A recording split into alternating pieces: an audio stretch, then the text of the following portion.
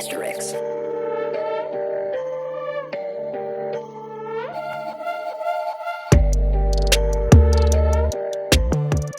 Hi, welcome back to the channel. So I wanted to do like a really quick video showing you how I discovered a workaround for my guitar playing to be able to utilize the Force with it. Now the Force does have a couple of features that are kind of specific to guitar players. The tuner is one, and also there's a new looper mode that's been added. Unfortunately, what they didn't kind of think about in offering at least the looper portion is foot control of the looper. That's what makes it really a viable option for a guitar player. Just having it in the machine as a looper really isn't kind of useful when you don't have foot control over it. Now, they do have Midi machine control messages that the machine supports. It stated in the back of the manual which one it supports, but from my experimentation with it, the only ones that it really supports are record, stop, and play. There's a locate clip system command that's listed in the manual, but from what I'm finding, these are really the only three that it supports. I'm going to continue to do further research with it as we get more firmware updates to see if they make any changes. But today, the only thing I know for sure that works are these three.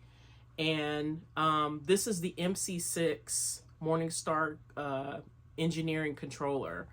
I'm running everything via the USB cable. When I run via Midi, it gets a little bit more complex because of my pre-existing Midi setup. This is the easiest way to be able to make it work with the Force without having to do some routing, direct routing with the Midi control. And these are the commands that I have in there, and I'm just going to show you that it does work.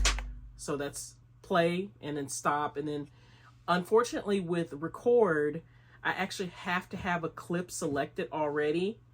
Let me make that available. So if I'm going to a launcher section, I'll select the launcher, and then just have it in record mode, and then just highlight a clip, just touch a clip, and then if you go to the record button, it puts it into record clip, and then I go play. It gets a little weird, tricky, and I'm trying to do this backwards. Oh, sorry, that was stop. Record, and then play. Come on, buddy. There we go. So I had to do like a... Okay, so let me start over here. Select the clip that I want, and then record. There we go. So if you highlight the clip that you want and then push record, then it'll record to that specific clip, because what it's doing is record to clip. But it gets a little tricky, as you can see. And that's what I was trying to do, is to be able to get locate. If I had locate left and right, I could program left and right on these top buttons. That way I can kind of navigate between the clips on the machine. And that's kind of the kind of control you really want to be able to do. Now, I do have what I've been using for my practice setup in my on my pedal board is the 1010 Music black box. The 1010 Music black box actually is a little bit easier as far as MIDI control, because it supports MIDI MMC. Now I'm really surprised that the Force doesn't have natural MMC programmed into it, because that's just kind of a normal MIDI thing that's provided under normal circumstances in most MIDI gear nowadays. However, it isn't. The 1010 Music black box allows you to be able to do navigation, like you can navigate between clips. So I have another one of, well, I don't have this specific one set up for my pedal board. I have a bigger one. It's a MC8, but I have locate functions left and right programmed into it so I can navigate between the clips on it. And I have record, play, and stop. And one other thing that I have programmed on it, I haven't looked at it in a while, but when I'm like practicing with my guitar and my pedal board, the black box allows me a little bit more navigational functionality with the foot control switch, whereas the Force is going to be a little bit limited until they either add the MMC functionality or give us more system control messages that we can program. It would be nice if they would just do MMC, because that's just a normal kind of MIDI functionality that allows you to be able to kind of select things that you want to be able to use. System exclusive messages are like an old, antiquated way of doing things for a user, from a user perspective. A lot of the old keyboards back in the day are set up to do that kind of stuff. But let's kind of stop there, and I'm going to take you over to the screenshots to show you the editor. I have to put an action in there, which is press, and I'm going to select MIDI MMC as my command. I'm going to select play. And once you do that, you have to have 127, the value of 127 in there, which is hex code 0x7f. To end it, all of the messages have to have that. You can't just leave it with something else in there. It tells the device that that's the end of the message. So the underlying portion of this would be system exclusive that you're not seeing. So basically they're doing all the work for you and putting those system messages in there. And that's pretty cool. So that's play command, and let's go ahead and make stop command. So I'm going to put in stop. Have press action in there. I'm going to select MIDI MMC. I'm going to select stop. And these are standard commands that are very generic, that are like industry standard messages, and that's why they work. The one that I was really, again, that locate command, that's not like a standard. When I did my my MIDI scan of the device, it's not giving me the messages that I really need to be able to put a locate in there. I've been testing to see if I can listen for other commands that may be available, but it's kind of giving me the same commands. When I look at the hex, the hex is all the same. It's kind of weird. So that's the stop message, and let's see, record message. We'll put record in there. Record, press action, and then we're going to select MIDI MMC, and then we're going to go to record strobe. That's the one that it supports. And 127 is the end. Okay, so now I have stop, record, and play. And that's on bank number 2. And let me add this as a, let me name this bank real quick so that I'll know that I'm on the right bank when I go to my foot switch. Okay, so we're going to say this one, call this Akai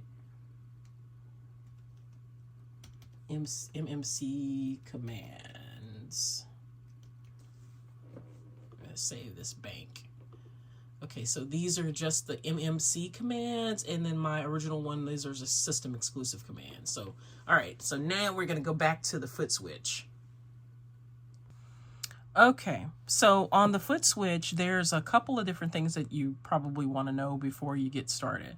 So to be able to get into different banks, you use these first set of buttons in pairs at the bottom. So A and B is bank up, and then B and C is bank down. So it can be a little tricky, especially when you're doing it with your feet. But it's easier when you have like the foot toppers on the switches.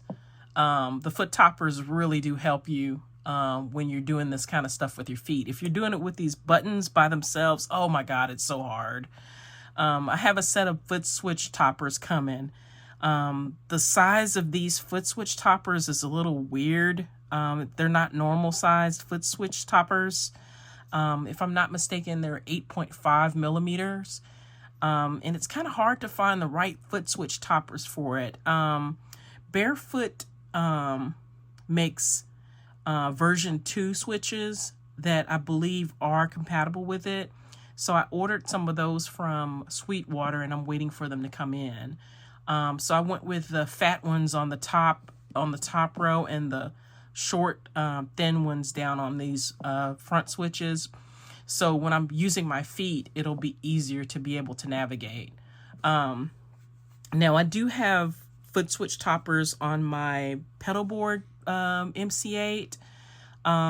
They're the flat switches, and if the switches that I ordered for this unit work out, I may trade up and go with the barefoot model ones on that particular model as well, because I like that the ones in the back are thicker and bigger. It makes for when you're using your feet easier. So this is bank number 2, the one that I just programmed with MMC, and I did plug it back into the Force. So let's just go ahead and see if play works. Okay. Okay. There we go. Had to get it back into alignment here. Okay. Stop, and we're gonna select a clip. Okay, there's nothing on that lane, that's why. Okay, so I have a new lane here. I'm just gonna stop that. I'm just gonna highlight a clip and then go to record, and now it records to that clip. Hold on, let me clear the clip.